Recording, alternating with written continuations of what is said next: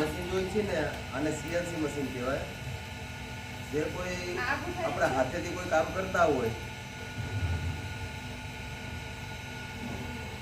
જ્યારે એક વ્યક્તિ હાથેથી કામ કરતો હોય ત્યારે મશીનથી કામ કરવાનું હોય તો જે કામ થાય અને 10 ગણું કામ નીકળે એના માટે આ કોમ્પ્યુટરથી હાલવાનું મશીન એને સીએનસી મશીન કહેવાય.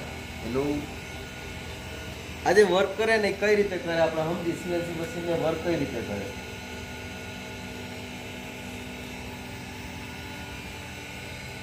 સીએનસી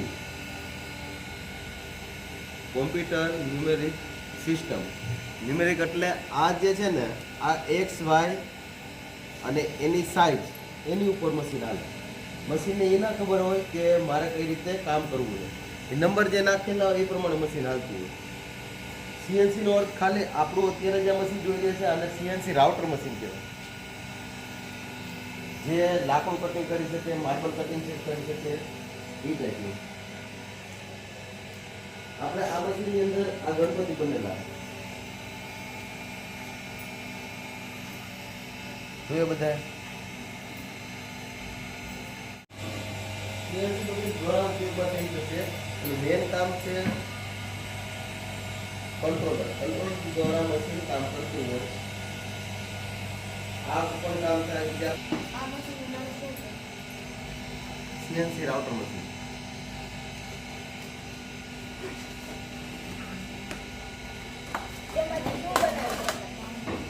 આમાંથી આપણે સી નો કોમ્પ્યુટર, એન નો છે ને નંબર એ સિસ્ટમ છે.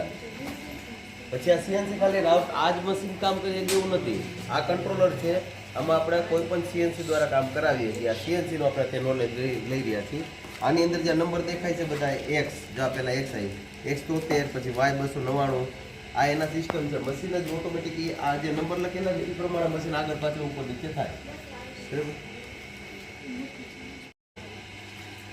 કંટ્રોલરની અંદર એક્સ વાય ઝેડ જે રહ્યું ને આ જો ઉપર નીચે કરતા જાય કેટલું વાય આવશે એ પ્રમાણે લોડ આવી રીતે હાલતું હોય. આને જ સીએનસી કહેવાય.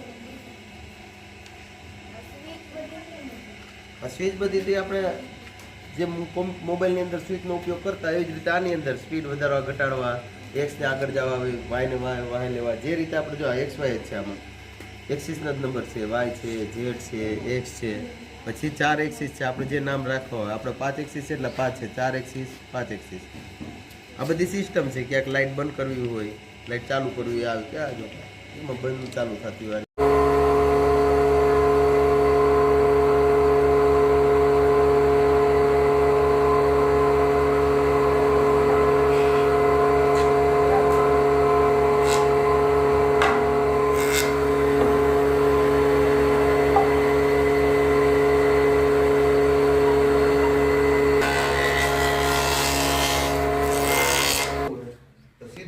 એક સાઈડ તો રંધો માર દે. કદાચ અહીંયા 3 ઇંચ હોય ને હવા 3 ઇંચ હોય તો એ 3 ઇંચ હરખેરખું કરી નાખે છે. જ્યારે આપણે એમાં માપ સેટ ન કરીએ, રંધો મારતા જાય ક્યારેક ઓછું થઈ જાય, ક્યારેક વધારે થઈ જાય, એટલે આ સીધું માપમાં નીકળી જાય.